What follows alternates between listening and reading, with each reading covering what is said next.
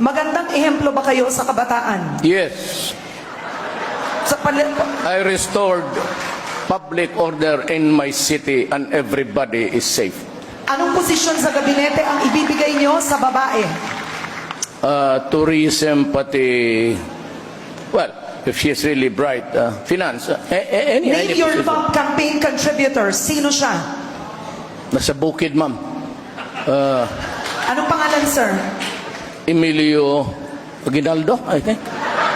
Sabi niyo po, you cannot be a president if you cannot kill.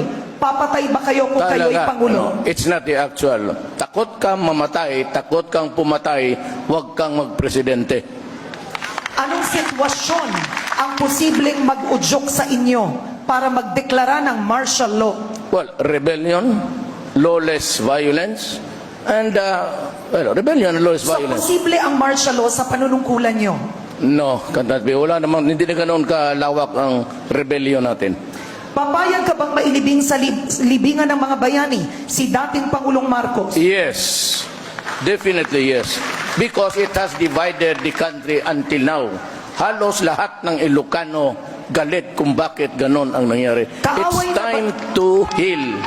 Kaaway na ba natin ang Amerika kapag kayo'y naging Pangulo? Sila lang mga nag-aaway. It was a response to a question coming from media.